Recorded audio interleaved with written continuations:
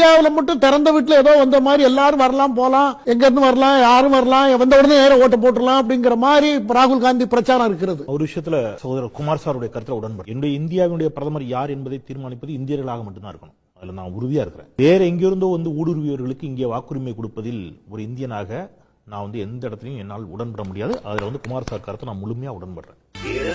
அதனால என்ன செய்யணும் அப்படின்னு கேட்டீங்கன்னா, கடந்த நாடாளுமன்ற தேர்தலை ரத்து செஞ்சாரு.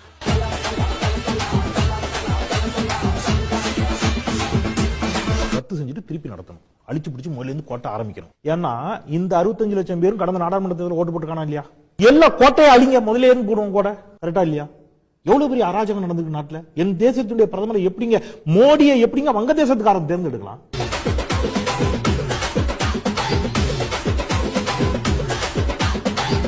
ஆதார் கார்டுல மற்ற ஓட்டர் ஐடியில கோளாறு இருக்கு என்பதை கண்டுபிடித்துதான் அதற்குரிய தகவல்களை வச்சுதான் இந்த விசாரணையை அவங்க எஸ்ஐஆர் அவங்க கையில் எடுத்து ஆதார பேங்க் அக்கௌண்டோட என்ன, ஆதார செல்போன் நம்பரோட என்ன, ஆதார கேஸ் நம்பரோட என்ன, ஆதார பேன் கார்டோட என்ன, ஆதார ஓட்டர் ஐடியோட என்ன, இவ்வளவு சொன்னீங்கல்ல.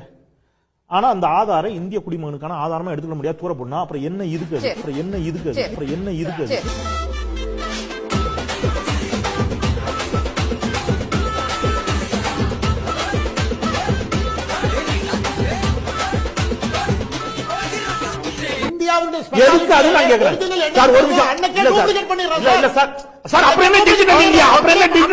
ஆதார்ல வெறும் மத்த ஓட்டர் ஐடி இது மாதிரி கிடையாது. கருவிழி, கைரேகை, எப்படி ஆதார்ல நீங்க டூப்ளிகேட் எடுக்க முடியும்?